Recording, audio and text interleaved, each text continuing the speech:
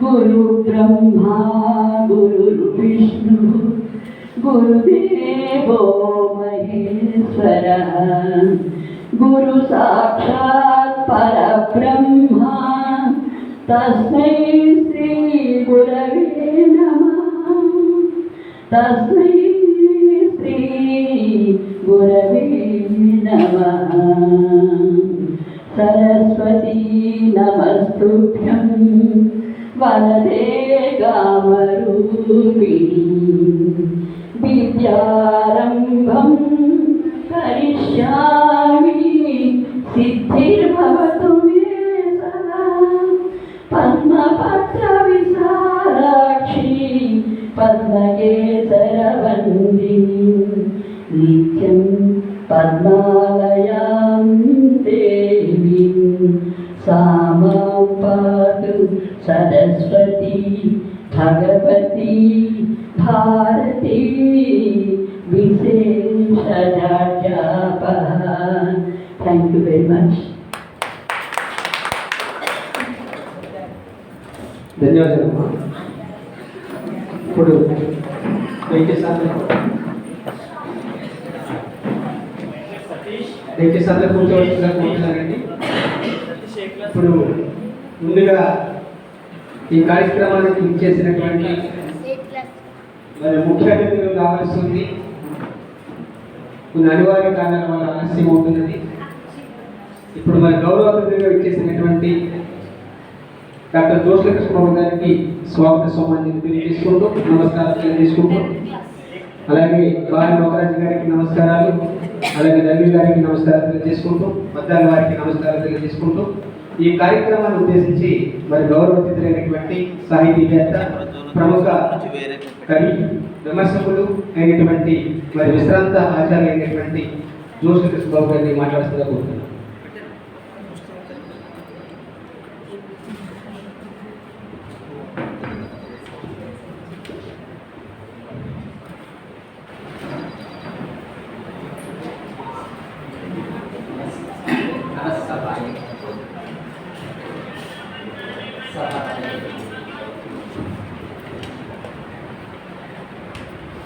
ఒక సంగీతమేదో పాడునట్లు భాషించునప్పుడు వినిపించు భాష విస్పష్టముగ నల్ల వినిపించునట్లు స్పష్టోచ్చారణం గుణమనరు భాష రసభావముల సమర్పణ శక్తి అందున అమర భాషకు దీటైన భాష జీవులలోనున్న చావయంతయు చమత్కృతి పలుకులం సమర్పించు భాష భాషలొకపది తెలిసిన ప్రభువు చూచి భాషయన నిత్యని ప్రవర్తించు భాష తనగ ఛందస్సులో నడక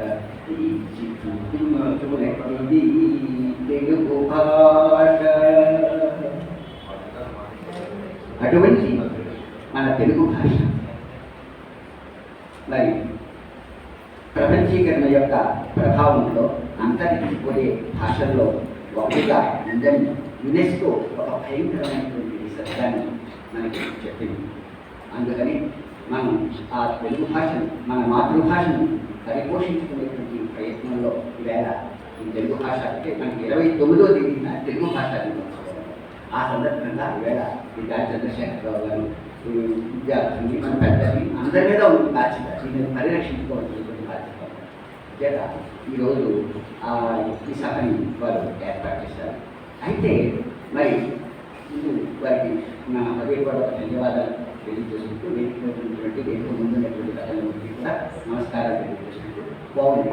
అయితే ఆగస్టు 29నే ఎందుకు తెలుగు భాషా దినోత్సవం జరుపుకోవాలి, ఏంటి అవేర్నెస్ ఎక్కడ అంటే అది అంటే విడుగు రామ్మూర్తి పంతులు గారి యొక్క జన్మదినం అన్నమాట. అయితే విడుగు రామమూర్తి పంతులు గారి యొక్క జన్మదినం రోజునే ఎందుకు జరుపుకోవాలి? విశ్వనాథ సత్యనారాయణ గారు ఉన్నారు, లేకపోతే ఇంకా మనకి చక్కబెద్ద లక్ష్మీ నరసింహన్ గారు ఉన్నారు, ఇంకా చాలా పెద్ద పెద్ద కవులు మనకి నన్నయ్య ఇక్కడ ఎక్కడ శ్రీనాథుడు పోతన ఇంతమంది మహాకవులు ఉన్నారు మనకి అనమాట. గుర్ర అప్పారావు గారు ఉన్నారు, కందుకూరి పంతులు గారు ఉన్నారు. వీళ్ళందరినీ కాదని ఒక్క గిడుగు రామమూర్తి పంతులు గారి యొక్క జన్మదినమైనటువంటి ఆగస్టు 29నే ఎందుకు జరుపుకుంటున్నాము అది మనం మొట్టమొదటిగా తెలుసుకోవాల్సినటువంటి అంశం అన్నారు. ఎందుకంటే ఏటికి వారుగా మరి ఈ దేవాలయం చాలా మంది ఉంటారు, కానీ ఏటికి ఎదురిది ఆ ప్రవాహపు ఒడిని తట్టుకొని నిలబడగలిగేటువంటి వాళ్ళు కొంతమంది ఉంటారు. అలాంటి వాడే చరిత్రను సృష్టిస్తారు. అలా చరిత్రను సృష్టించినటువంటి మహానుభావులు మన గిడుగు రామకృష్ణ గారు. ఎలాగంటే గ్రాంధిక భాషే గొప్పది, కావ్యాల్లో కానీ గ్రంథ రచనల్లో కానీ గ్రాంధిక భాషే ఉండాలి. గ్రాంధికంలోనే పద్యాలు రాయాలి, కొన్ని పద్యాలు రాయాలంటే ఓకే పర్వాలేదు, నవలలు రాయాలి, వ్యాసాలు రాయాలి, ఆఖరికి పిల్లలు రాసేటువంటి పరీక్షలు కూడా మరి గ్రాంధికంలోనే రాయాలి.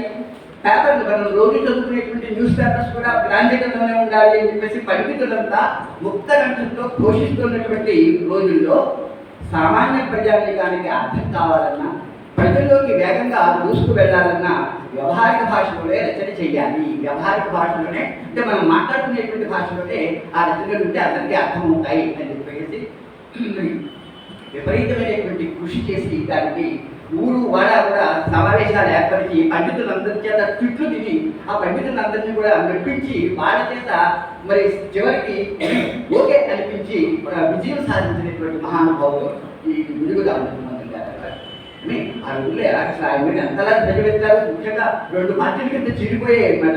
గిడుగు రామకృష్ణ పంతులు గారికి వ్యతిరేకంగా జయంతి రామయ్య పంతులు గారు, తర్వాత శ్రీపాద కృష్ణమూర్తి శాస్త్రి గారు, ఇంకా కొంతమంది ఇలాగా ఉన్నారు. ఇప్పుడు అడుగట్టినటువంటి తీవ్రవాదులు లాంటి వాడు అనమాట. వాళ్ళు గ్రాంధిక భాషావాదులు వాళ్ళు ఆయన మీద ధ్వజమెత్తి ఆయన ఆఖరికి రాజమండ్రిలో ఆయన ఒక సభ పెట్టి ఎందుకు వ్యవహారిక భాష కావాలి అనే దాని మీద మాట్లాడుతుంటే 6 గంటల సేపు ఉపన్యాసం ఇస్తుంటే చూడండి మనకి అసెంబ్లీలో రౌడీలు ఇలాగా ఒక్కొక్కసారి రాళ్ళు ఉంటారు, మైకులు వచ్చేస్తారు.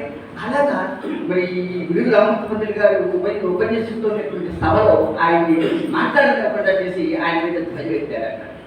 అయినప్పటికీ కూడా ఆయన ఏమీ వెనక్కి తగ్గలేదు. ఏంటి అసలు సాహిత్యం యొక్క ప్రయోజనం ఏంటి అని అడిగేది వాళ్ళని. అంటే 2 సాహిత్య ప్రయోజనాలు, ఉపదేశము తర్వాత ఆనందం. మరి ఈ ఉపదేశము ఈ ఆనందము కలగాలంటే ప్రజల భాషలో రాయాలి కదా, అంతేగాని మీరు ఏదో భాషలో రాస్తే ఉపయోగం వాళ్ళని బట్టి తిరిగి ప్రశ్నించారు. సరే మీరు గ్రాంధిక భాషలో రాస్తున్నారని అంటున్నారు, కానీ మీరు కూడా చాలా వ్యాకరణ దోషాలు రాస్తున్నారని చెప్పేసి వ్యాకరణం చాలా బాగా చదువుకున్నాయి, మీరు ఎన్నో వ్యాకరణ దోషాలు రాస్తున్నారని చెప్తూ ఆంధ్ర పండితుల భాషా విషక్కుల భేషజము అని చెప్తూ ఒక గ్రంథం రాసి ఎవరెవరు ఏ తప్పులు చేశారో అవన్నీ కూడా ఆయన అందులో వ్యాకరణ పెట్టారు. ఇంకా పండితుడికి వాళ్ళకి అసలు తప్పించుకోవడానికి అవకాశం లేకుండా పోయింది. ఇంకా ఆయన ఏం అనలేకపోయారు అనమాట. చివరికి ఆయన పోరాట ఫలితంగా మొట్టమొదటి విజయం ఏంటంటే పరీక్షల్లో అనువాదం అంటే ఇంగ్లీష్ టు తెలుగు అనువాదం ప్యాసేజ్ ఇచ్చి ఉంటుంది మనకి తెలుగు పేపర్లో. ఆ అనువాదం ఒక్కటి మరి వ్యవహారంలోనైనా సరే గాంధీకంలోనైనా సరే రాయొచ్చు అని చెప్పేసి ఒక జీవోని ఇష్యూ చేసిందన్నమాట ప్రభుత్వం. అది మొట్టమొదట ఆయన సాధించలేదు. ఇంకా అక్కడి నుంచి ఆయన వెనక్కి తిరిగి చూసుకోలేదు. అంటే ఇంకొక విషయం గుర్తుంచుకోవాలి మనం. అంటే గిడుగు రామకృష్ణ పంతులు గారు వ్యవహారిక వారి కదా అని చెప్పేసి నన్నయ్య తిక్కర ఎన్నో రాసినటువంటి మహాభారతాలు ప్రబంధాలు వీటన్నిటికీ వ్యతిరేకం అని చెప్పేసి మాత్రం అనుకోకూడదు. ఆయన ఏమన్నాడంటే దేనికి ఆయన వాదానికి ఒక పరిధి ఉంది. ఇప్పుడు ఆధునికంగా వచ్చేటువంటి వచన రచన, మన టెక్స్ట్ బుక్స్, అలాగే పరీక్షలు, ఈ పేపర్లో వచ్చేటువంటి న్యూస్ పేపర్లో వచ్చేటువంటి న్యూస్, ఇవన్నీ వ్యవహారికంగా ఉండాలన్నాడు ఆయన.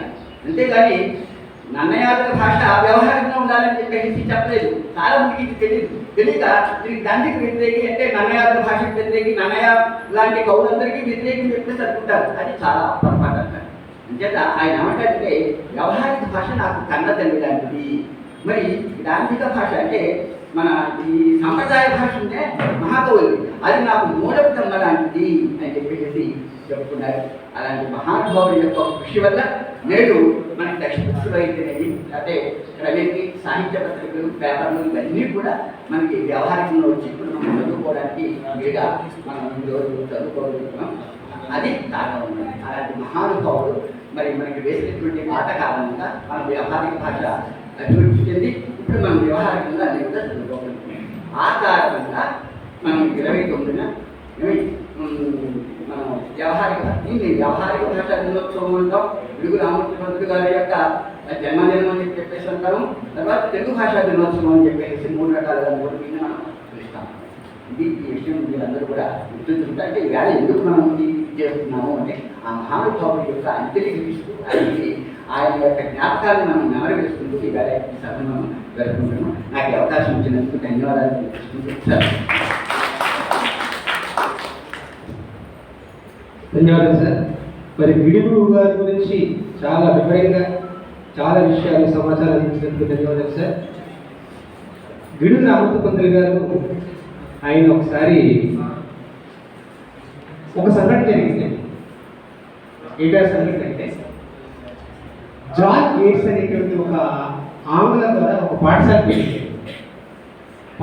వెళ్ళి తరగతిలో పరిశీలిస్తున్నాడు. పుస్తకాలున్న భాష ఒక రకంగా ఉంది, పిల్లలు మాట్లాడుతున్న భాష ఒక రకంగా ఉంది. అంటే ఒక ఉదాహరణ చెప్తాను. జీవనం ఉద్భుతప్రాయము అని వాళ్ళు చదువుతున్న పుస్తకంలో ఉంది.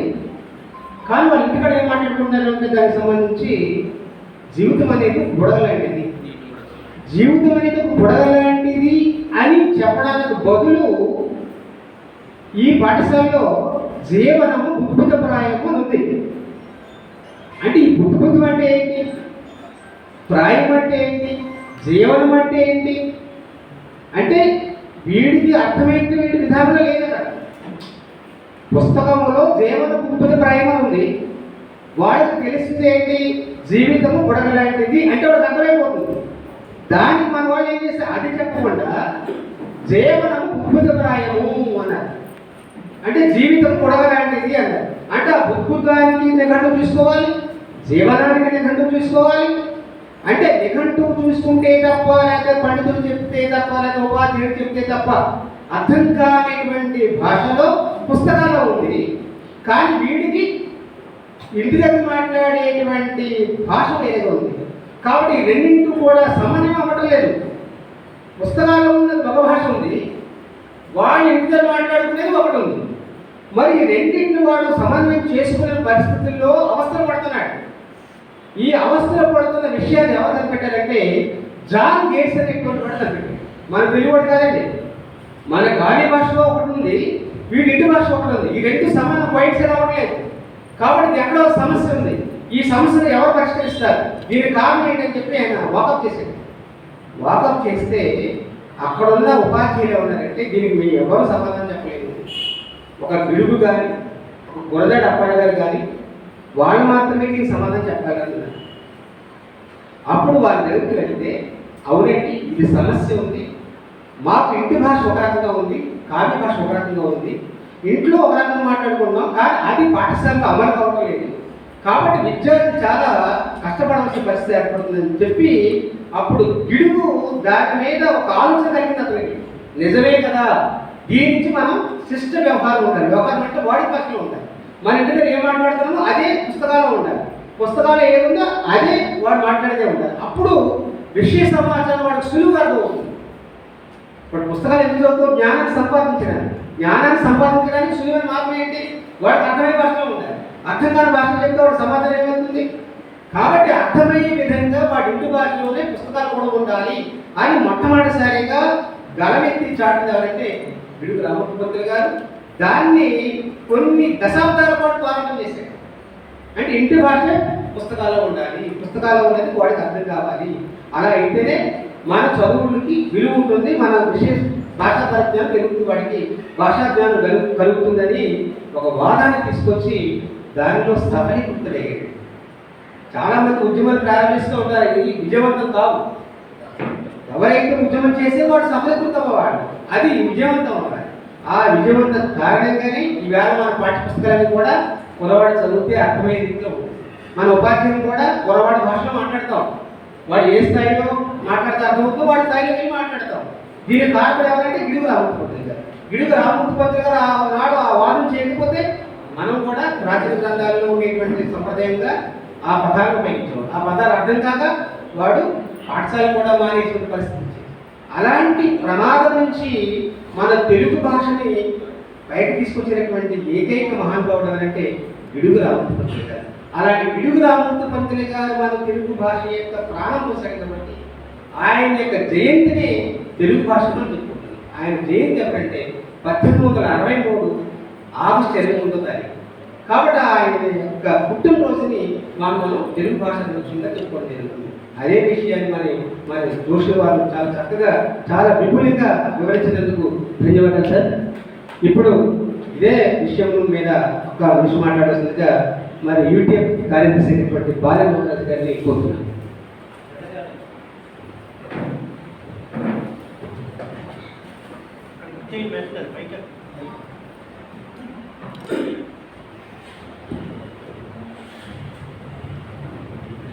భాషాభిమానులందరికీ నా హృదయపూర్వక ధన్యవాదాలు. ఈరోజు నా జీవితంలో మర్చిపోలేను. ఒక 2 ఏళ్ల పాటు డబ్బా పాలు తాగిన వాడికి ఒక్కసారిగా తల్లి పాలు రుచి తెలిస్తే ఎలా ఉంటుందో అలా ఉంది వాళ్ళ.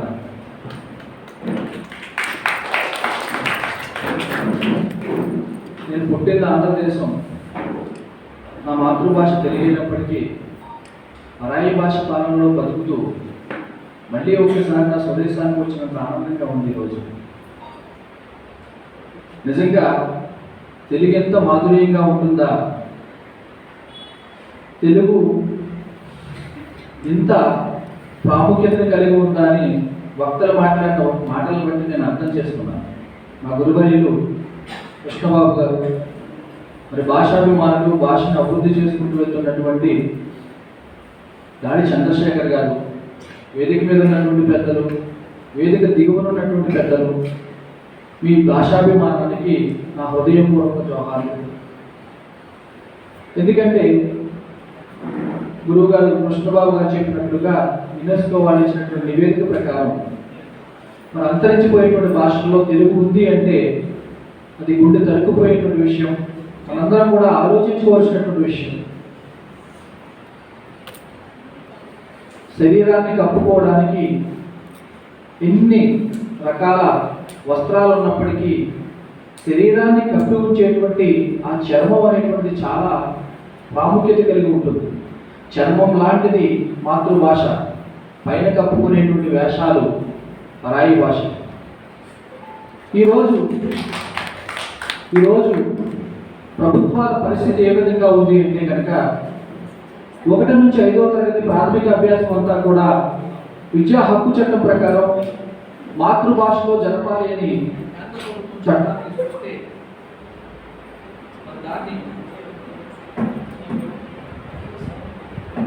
దాన్ని ముప్పులో తొక్కేసి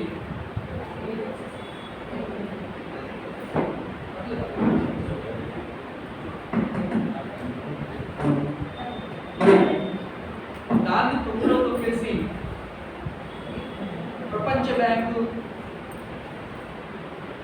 సూచనలకు తలపి వాళ్ళ అడుగులకు మొదలు పరాయి భాషల్ని పసి హృదయాల మీద ఉంచుతున్నటువంటి ప్రభుత్వ నేతలు వారు ఏ భాషలో చదువుకున్నారో మనం ప్రశ్నించాలి. మరి వారు ఏ భాషలో చదువుకుని ఇంతటి ఉన్నత స్థానానికి వచ్చారో మనం ప్రశ్నించాలి. మాతృభాషని చంపేస్తున్నటువంటి ద్రోహులను ఖచ్చితంగా ప్రశ్నించవలసినటువంటి సమయం వచ్చింది. ఎందుకంటే మన చుట్టూ జరిగేటువంటి పరిణామాన్ని, మన చుట్టూ జరిగేటువంటి సైన్స్ని, మన చుట్టూ జరిగేటువంటి చరిత్రని వాడు అర్థం చేసుకోవాలంటే వ్యవహారిక భాషలో, వాడి తల్లి భాషలోనే బోధించాలి. వాడికి రానటువంటి పరాయి భాషలో బోధిస్తే అటు అర్థం కాక, అర్థం చేసుకోలేక, వాడి పశు హృదయంలో ఆ భావాలను ముద్రపడక, ఆ భావాలను ఎప్పటికీ అర్థం కాక వాడు చివరి స్థానంలో నిలుస్తూ ఉన్నాడు. అప్పుడు ఖచ్చితంగా 1 నుంచి 5వ తరగతి వరకు కూడా ఈ ప్రభుత్వాలు ఆలోచించి మాతృభాషలోనే విద్యాభ్యాసం జరిగేటట్టుగా చట్టాన్ని తీసుకురావాలి. మరి ఆ దిశగా భాషాభిమానులు, మాతృభాషాభిమానులు ఉద్యమాన్ని చేయవలసినటువంటి అవసరం మరొకసారి వచ్చిందనేటువంటిది నా అభిప్రాయం. మాతృభాషను కాపాడుకోవడం కోసం మరొకసారి మనమందరం కూడా ఉద్యమించవలసినటువంటి తరుణం వచ్చిందేమో అని నా అభిప్రాయం. ఈ భాష అభివృద్ధిని అడ్డుకునేటువంటి వాళ్ళని ప్రశ్నించకపోతే ఒకనాడు తెలుగంటే ఈ విధంగా ఉండేదేమో, తెలుగులో ఇటువంటి పద్యాలు ఉండేవేమో, తెలుగులో ఇటువంటి కవితలు ఉండేవేమో అని తాత నానమ్మలు అమ్మమ్మలు చెప్పేటువంటి పరిస్థితి వస్తుందేమో అనేది నా భయం. మరి ఇందాక చక్కగా ఓలేటి వారు మరి ఆయన కవిత్వం చెప్తున్నప్పుడు అది కవిత్వమో పద్యమో కూడా నాకు తెలియదు, ఎందుకంటే అంత నాలెడ్జ్ నాకు లేదు.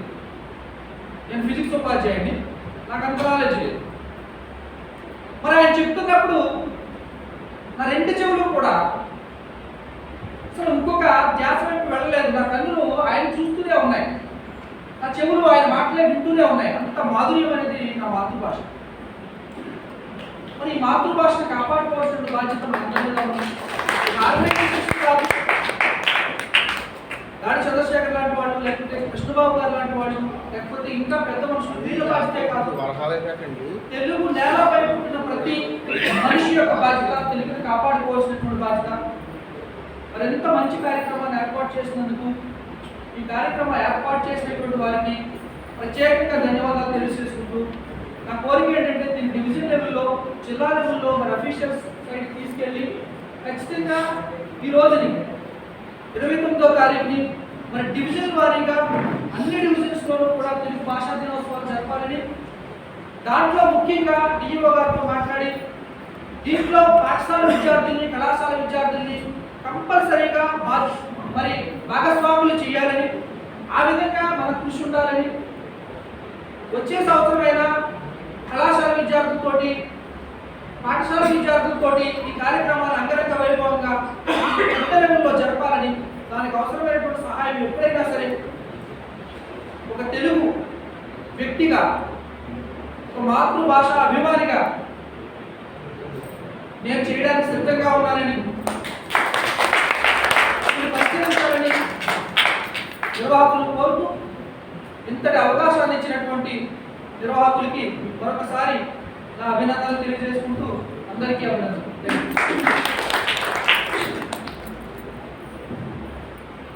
ధన్యవాదాలు సార్. మరి అతిపెద్ద ఉపాధ్యాయ సంఘమైనటువంటి యూటీఎఫ్ కార్యదర్శిగా తమ సేవలు, అమూల్యమైన సేవలు అందిస్తున్నారు ఆయన. ఎందుకంటే విద్య, అధ్యాపనం లాంటి ఎన్నో కార్యక్రమాలు, సామాజిక కార్యక్రమాలు చేపడుతున్నటువంటి ఉపాధ్యాయ సంఘం యూటీఎఫ్. మరి వాళ్ళు చక్కగా మాతృభాష పరిరక్షణ కోసం ఎంతగానో ప్రయత్నం చేస్తున్నారు. అనేక కార్యక్రమాలు నిర్వహిస్తున్నారు, అనేక సాంస్కృతిక కార్యక్రమాలు నిర్వహిస్తున్నారు. ప్రధాన నాట్య మండలి ద్వారా అనేక సాంస్కృతిక కార్యక్రమాలు నిర్వహిస్తున్నారు, భాషా కార్యక్రమాలు నిర్వహిస్తున్నారు, పుస్తకాలని ఆవిష్కరణ చేస్తున్నారు, పుస్తక పరిచయ సభలు నిర్వహిస్తున్నారు. మరి ఒక ఉపాధ్యాయ సంఘం చేయగలిగినంతా కూడా యూటీఎఫ్ సంఘం వాళ్ళు చేస్తున్నందుకు ధన్యవాదాలు సార్. ఇలాగే మరింతగా ఈ భాషోత్సవ కార్యక్రమాలు ఏవైతే ఉన్నాయో వాటన్నింటినీ మీ ఉపాధ్యాయ సంఘం ద్వారా నిర్వహించాలని, దానికి మా యొక్క సహాయ సహకారాలు, మా యొక్క అభిప్రాయాలు, సూచనలు ఉంటాయని మరి తెలియజేసుకుంటూ, మరి ఈ కార్యక్రమానికి మీరు వచ్చినందుకు, చక్కటి ఉపన్యాసం మాకు అందించినందుకు ధన్యవాదాలు సార్. ఇప్పుడు తెలుగునాడు ఉపాధ్యాయ సంఘం సత్యనారాయణ గారు, ఉమ్మడి జిల్లా తెలుగునాడు ఉపాధ్యాయ సంఘం అధ్యక్షులైనటువంటి సత్యనారాయణ గారిని ఒక నిమిషం మాట్లాడుతున్నందుకు కోరుతున్నాను.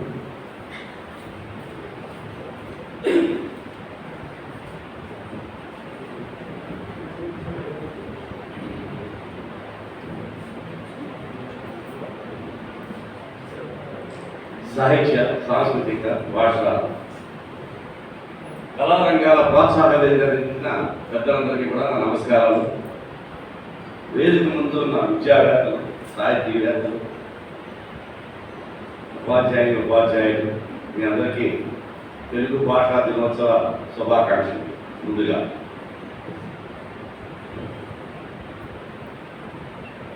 పెద్దలందరూ కూడా తెలుగు భాష సమాజంలో ఎందుకు ఉండాలి, తద్వారా ఆ భాషను అభివృద్ధి చేస్తే అందరికీ సంతోషం, ఆనందం, ఉత్సాహంగా ఉంటుంది. తద్వారా అందరూ కూడా సుఖపడతారని చక్కగా చెప్పారు. మరి ప్రత్యేకంగా చెప్పాలంటే తెలుగులో చెప్తున్న ఉపాధ్యాయులు కూడా వారు ఎప్పుడూ కూడా ముందు నైతిక విలువలతో కూడిన గుణాత్మక విద్యార్థులకు అందజేయాలని చెప్పేసి ఆలోచిస్తూ ఉంటారు. దానికోసం వారికి సులభంగా చెప్పే ప్రతి అంశాన్ని కూడా ఏం చేయాలని చెప్పి చక్కటి ప్రిపరేషన్తో వస్తుంటారు. మరి ఈవేళ ఈ అవార్డ్స్ బహుమతి చేస్తున్నారు, వారి పేరు చదివారండి. వారందరూ కూడా విద్యా బోధనతో పాటు సమాజాభివృద్ధి కోసం సమాజ సేవా కార్యక్రమం చేసిన వ్యక్తులు అందులో ఉన్నారు. వారిని ప్రోత్సహిస్తూ ఈ చక్కటి కార్యక్రమం పెట్టిన ప్రోత్సాహాన్ని కూడా అందరం మరి కరతాళంలో అసాధ్యం చేయగలిగింది. ఈవేళ ఆదివారం అంటే సెలవులు 6 రోజులు పనిచేసి మరి సుఖంగా సొంత పనులు చేసుకోవడానికి మరి కేటాయించిన రోజు అలా అనుకోకుండా మరి ప్రోత్సాహాన్ని అందరూ ఎంకరేజ్ చేసిన అందరూ కూడా చక్కగా వచ్చారు.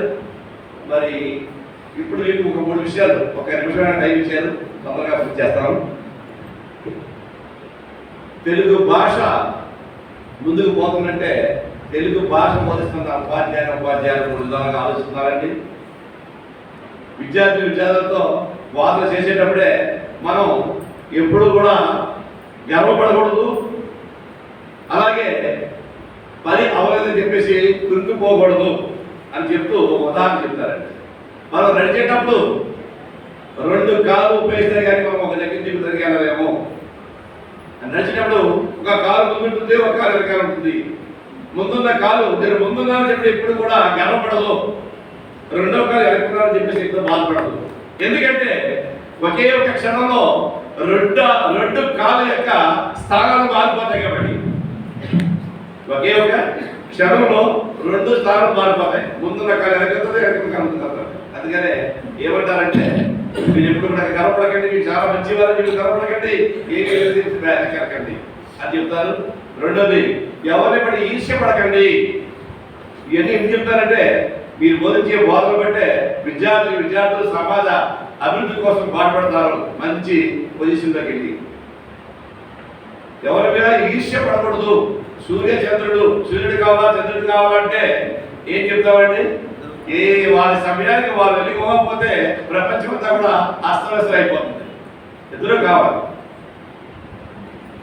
మరి ఇలా చెప్పుకుంటూ పోతే నేను చెప్పాను ముందే, ఈ తెలుగు ఉపాధ్యాయులు విద్యార్థులకు వారి అంశాలతో పాటు నైతిక విలువలు కూడా చెప్తున్నారు, మానసిక వికాసానికి చక్కగా పాటుపడుతున్నారు. ఇప్పుడు వ్యక్తులు కూడా ఉన్నారు, ఎస్ఐ కాంపిటీషన్స్, ఎలక్ట్రిషన్ కాంపిటీషన్స్, చక్కటి మరి భాష తెలుగు పక్క ఇంగ్లీష్ పదం ఉపయోగించకుండా ఆ అమ్మాయి చక్కగా అంతా కూడా తెలుగునే మాట్లాడింది. మరి అలాంటి విద్యార్థులు తయారవుతారంటే దానికి కారణం తెలుగు భాషా పండితులు. వీరికి ఎన్నో సమస్యలు ఉన్నాయండి. ఈ ఒక్కొక్క యాజమాన్యాన్ని బట్టి కొంతమంది ప్రమోషన్ ఇస్తున్నారు, కొంతమంది ప్రమోషన్ అవుతున్నారు. దానికి స్వాతంత్రానికి నాయకులు చెప్పారు. ప్రభుత్వంతో మరి దీని మీద చర్చించి మరి ఈ యొక్క తెలుగు భాష అభివృద్ధి కోసం ఏం చేయాలి. అంతకుముందు చంద్రబాబు నాయుడు గారు ప్రభుత్వంలోని ప్రతి ఆఫీస్ ముందు కూడా తెలుగులో మాట్లాడాలి, తెలుగులో మాట్లాడాలి, తెలుగులో రాయాలని చెప్పేసి పెద్ద కట్టడి పెట్టేవారు. తెలుగు భాష అలాగే అభివృద్ధి చేసేవారు. మరి మళ్ళా తెలుగుకి మంచి ప్రాముఖ్యత ఇవ్వాలని చెప్పేసి మరి మన ఈ కార్యక్రమాలు కూడా చెప్పారు. అది చేద్దామండి. తర్వాత మరి కృష్ణబాబు గారు చూడబోతుకి నాకు వాళ్ళ శిష్యుడండి. ఆయన పేరు మాణిక్యరావు గారు, పంచదార మాణిక్యరావు గారు. ఆయన ఇప్పుడు చైతన్య ఇంగ్లీష్ మీడియం స్కూల్కి ప్రిన్సిపాల్ చేస్తారండి. ఆయన ఎలా చెప్తుంటే ఆయన పేరు చదువుకోవడానికి ఇంగ్లీష్లోని మాస్టర్ సత్యనారాయణ గారు, కేఎస్ఆర్ గారు చెప్తారు. కాబట్టి మా గురుగారికి ఆయన వల్ల నేను తెలియగలిగాను. మా మండలంలోని, జిల్లాలోని, రాష్ట్ర స్థాయిలో కూడా నాకు మంచి మంచి సాహిత్య అకాడమీ నాకు మంచి ప్లే చేస్తున్నాను. నేను ఒక చిన్న కవిత రాశాను. ఆయన గురించి చదివించి ఆయన గురించి నాకు చెప్పండి అన్నారు. మరి ఆయన రాసిన కవిత ఒక్క 20 నిమిషం మీకు చదువుతానండి. వాళ్ళ శిష్యుడు కృష్ణబాబు గారి శిష్యుడు మాణిక్యవారండి. అంశం మధుర బంధం కోసం. శీర్షిక ఓ మిత్రమా నీ మధుర బంధం కోసం. ఏ ఆవేదన నీ మధ్య చేరింది మిత్రమా, రెప్ప మాటల కన్నీరు సాక్షులు చెప్పేంతగా మౌనమే ముసుగు కప్పింది మిత్రమా, వేల భూసుని గుండెల్లో ఆపేంతగా. ఏ ఆశల సౌధం కూలింద మనసు మదనములో మొక్కలయ్యేంతగా. ఏ అభిప్రాయ భేదం మన మధ్యకొచ్చింది చెరువు ధ్రువం విసిరేయబడంతగా. ఏ అహం ఉక్కుపోత పోస్తుంది మానసిక సంఘర్షణను అణిచేంతగా. ఏ మృత నష్టపు గత గుర్తుకొస్తుంది నీ పదవి వేదికపై చిరునవ్వులు కప్పేంతగా. బాధపడకు ఒక్కసారి తిరిగి చూడు నేస్తాం, తిరుగులేని ప్రేమ తెచ్చిస్తా నేస్తాం, మధుర బంధం కోసంనే చూస్తున్నా నేస్తాం, మళ్ళీ మన బంధం చీరింప చేస్తా నేస్తాం అని ఆయన రాశారు. అలా గురుగారి ముందు చెప్తున్నారండి. మరి ఈ యొక్క అవకాశం ఇచ్చిన ధన్యవాదాలండి సార్. మరొకసారి ధన్యవాదాలు. Thank you sir.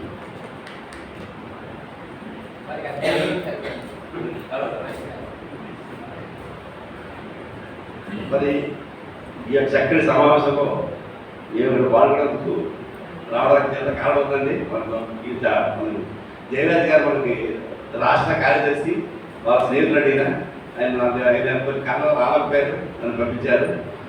సో సోదర సంఘాలతో పాటు మేము కలిసి ఏ సమస్య ఉన్నా సరే వాళ్ళకి కానీ మాకు కానీ చెప్తే మీ యొక్క సమస్యలను ఉపాధ్యాయులు ఎలాంటి సమస్యలు సరే పరిశీలిస్తామని చెప్పేసి మీకు సమాపకంగా హామీ ఇస్తున్నాం. మరి ఈవేళ రావడానికి కారణం మరి ఆంధ్ర విశ్వవిద్యాలయంలో మరి బంగారు పథకం పొందిన తెలుగు పండితుడి జస్టిస్ గారు బి కనకమహాలక్ష్మి గారు. మరి ఆమె తెలుగులో సన్మానం చేసాం మేము, అలాగే హైదరాబాద్లో సన్మానం చేసాము. ఆమె డాక్టరేట్ కూడా పొందారు. ఆ యొక్క సేవలు గుర్తించి మన అంతకుముందు కాంత గారు కూడా ఇంటికి వచ్చి వాళ్ళ అబ్బాయికి ప్రైవేట్ కూడా చెప్పించుకున్నారు. అంతటి చక్కటి జ్ఞానం కలిగిన అమ్మాయి. అలాగే ఆమె కాదు, మీ అందరూ కూడా మంచి జ్ఞానం ఉంది. ఆ జ్ఞానాన్ని ప్రభుత్వం చక్కగా ఉపయోగించుకొని భాషాభివృద్ధి, తెలుగు భాషాభివృద్ధి కోసం పాటుపడాలని చెప్పేసి మరొకసారి ప్రభుత్వాన్ని ఎన్నుకుంటాం. మేము తప్పగా వారితో మాట్లాడి ఈ తెలుగు భాషాభివృద్ధి కోసం ఏదో చేపట్టి చెప్తాము. Thank you sir. ధన్యవాదాలు సార్. ఇలాంటి సభలు ముఖ్యంగా మీకు సూచన అండి, ఇలాంటి సభలు జిల్లా వ్యాప్తంగా నిర్వహించండి. ఇలాంటి మందిని పండితులు మీ దగ్గర తీసుకొస్తాం. సభలు నిర్వహించండి, మాతృభాషను కాపాడండి, మాతృభాష పరిరక్షణకు నడుం కట్టండి. మీ అందరికీ మీ సహకరిస్తాం. పెద్దలుగా మీరు ఉండండి, సాహితీవేత్తలుగా మేము అందించాల్సినటువంటి సహకారం మేము అందిస్తాం. ధన్యవాదాలు సార్. ఇప్పుడు మరి మన లోదన్ హై స్కూల్ కరెస్పాండెంట్ మేడం గారు నల్లి గారిని ఒక నిమిషం మాట్లాడాల్సిందిగా కోరుతున్నాను.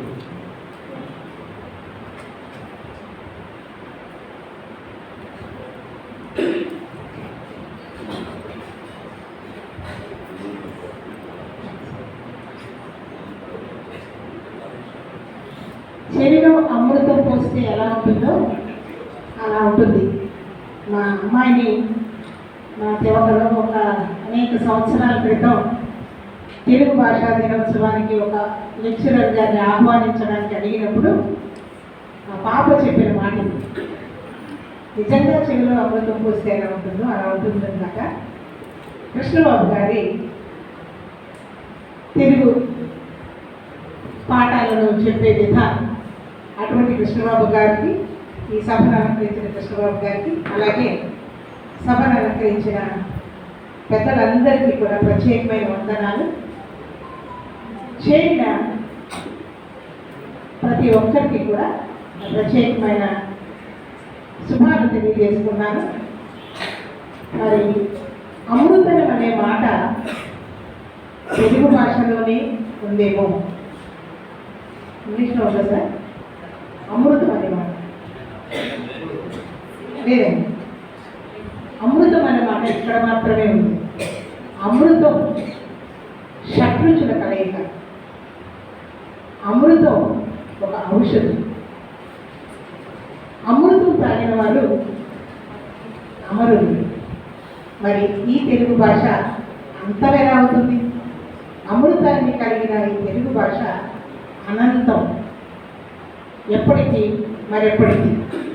తెలుగు భాషను గౌరవించే అనేక మంది ఇతర భాషల్లో కూడా ఉన్నారు. ఇటాలియన్ ఆఫ్ ఈస్ట్ అని కూడా తెలుగు భాషను అంటారు. మరి అది తరిగిపోతుంది అనే మాట కొంచెం కష్టమే, కానీ తరగదు అనేది మన ఆశ.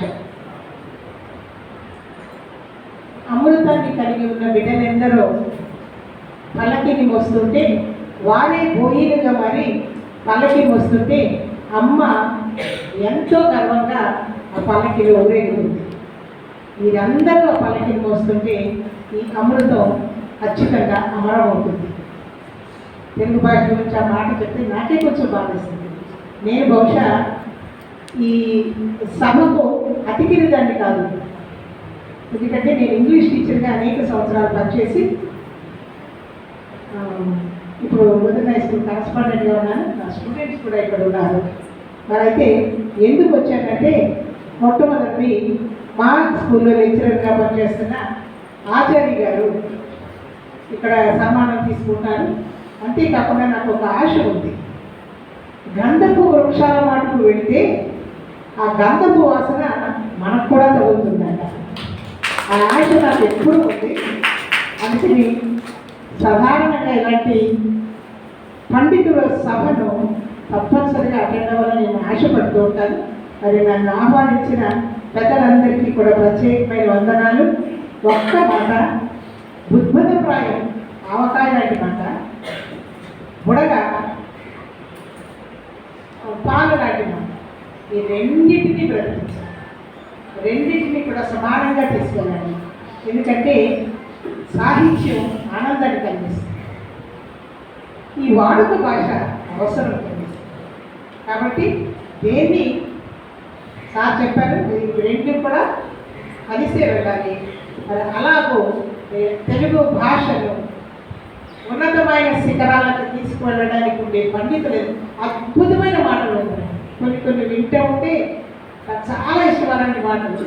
ఒక 4 వేరే మాటలు ఇచ్చి, క్రికెటర్స్ పేరు 4 ఇచ్చి 4 సాహిత్యం చెప్పమంటే ఎంత ఆనందంగా, ఎంత అద్భుతంగా దాన్ని వివరించి చెప్పారంటే అలాంటి అంటే నాకు చాలా ఇష్టం వింటాను. మరి అలాగూ ఇలాంటి అద్భుతమైన భాషను ముందుకు తీసుకెళ్ళడానికి మీరంతా నిలబడి ఉన్నారు. మీకందరికీ కూడా ప్రత్యేకమైన వందనాలు. నన్ను ఈ సభలోనికి భాగస్వామిని చేసిన పెద్దలకు కూడా ప్రత్యేకమైన వందనాలు తెలియజేసుకుంటూ 29వ తారీఖున భాషా దినోత్సవాన్ని తప్పనిసరిగా మా పాఠశాలలో నిర్వహిస్తాం. మరి చక్కని స్థితిలో ఇది నిర్వహించడానికి మీరు అందరూ కూడా సహకరించాల్సిందిగా కోరుతూ నాకు ఈ సమయాన్ని ఇచ్చిన పెద్దలకి ప్రత్యేకమైన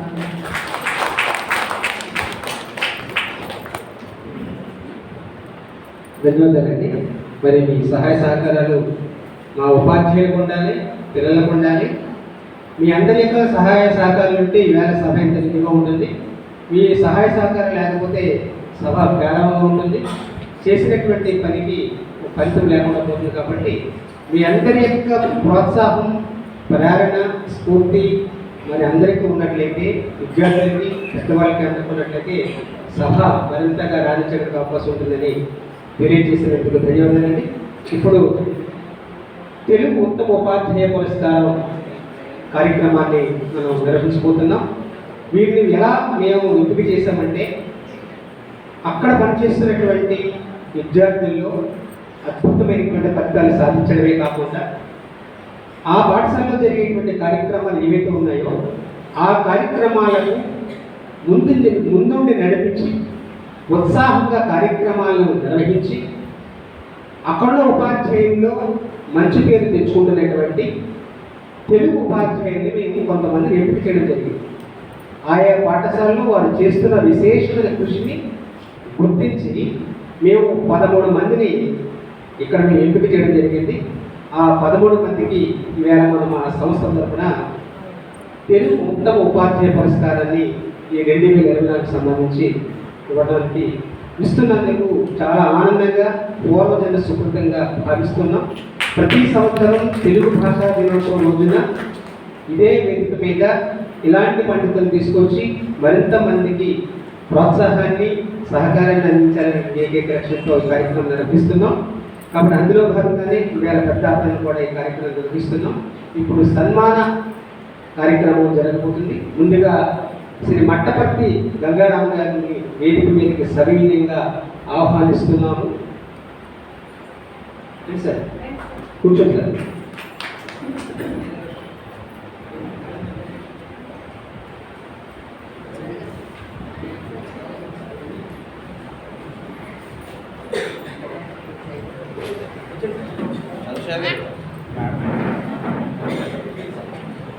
శ్రీ మట్టపర్తి గంగారాం గారు స్కూల్ అసిస్టెంట్ తెలుగు పాఠశాల పేరు డాక్టర్ బిఆర్ అంబేద్కర్ నగర పాఠశాల నగర పాల్గొన్నత పాఠశాల రేచర్లపేట కాకినాడ.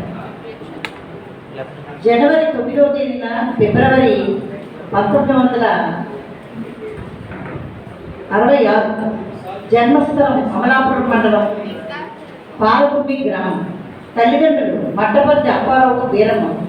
ప్రాథమిక విద్య ప్రాథమిక పాఠశాల ఖమ్మంపాడు పాలకుర్మి గ్రామం. ఉన్నత విద్య జిల్లా పరిషత్ ఉన్నత పాఠశాల Palakurmi. Inter degree SKBR college Amalapuram. MA Andhra విశ్వవిద్యాలయం విశాఖపట్నం దూర విద్య. తెలుగు పండిత శిక్షణ college of education Warangal.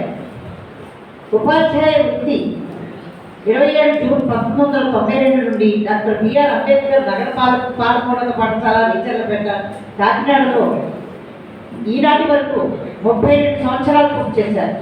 Promotion తేదీ 22/7/2023న స్కూల్ అసిస్టెంట్ తెలుగుగా ప్రమోషన్ పొందారు. అందించినటువంటి సేవలు పాఠశాల సహాయకులుగా 25 సంవత్సరాల సర్వీసులో 10వ తరగతిలో 13 సంవత్సరాలు 100%, 10 సంవత్సరాల 95% ప్రైమరీ ఉత్తీర్ణత సాధించారు. పైబడి ఉత్తీర్ణత సాధించారు. ప్రచారం ద్వారా పాఠశాల విద్యార్థులు సంఖ్యను పెంచారు. గైర్హాజరు విద్యార్థులకు పాఠశాలలో చేర్పించారు. వివిధ రకాల పోటీలకు విద్యార్థులకు తరబేతి ఇచ్చి పాఠశాల స్థాయి, మండల స్థాయి, జిల్లా స్థాయి తీసుకెళ్ళి అనేకమైనటువంటి బహుమతులు సాధింపజేశారు.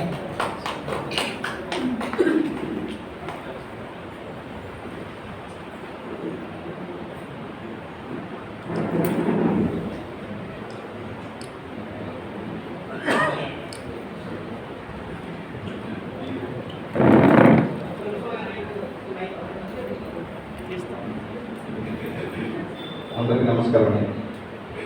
నేను వాటపర్తి శ్రీనివాస్ అండి. కాకినాడ కార్పొరేషన్లో మ్యాథ్స్ అసిస్టెంట్ పనిచేస్తున్నాను. మా సార్కి ఎలా వచ్చింది సంతోషంతో కాకినాడకి వచ్చామండి.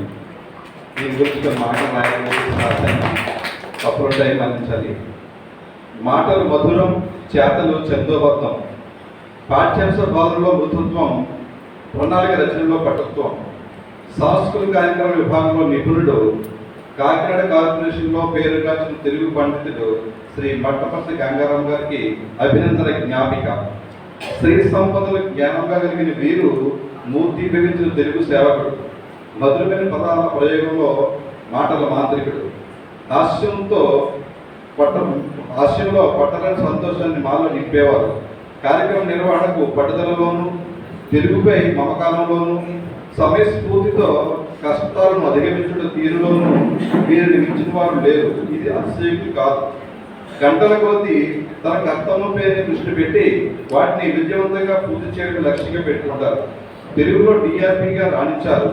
సాంస్కృతిక కార్యక్రమాలు, తెలుగు సాహిత్యంపై మక్కువతో నాటికలు, బుర్రకథ వంటి అంశాలు వాటిలో పేరుగాంచినారు.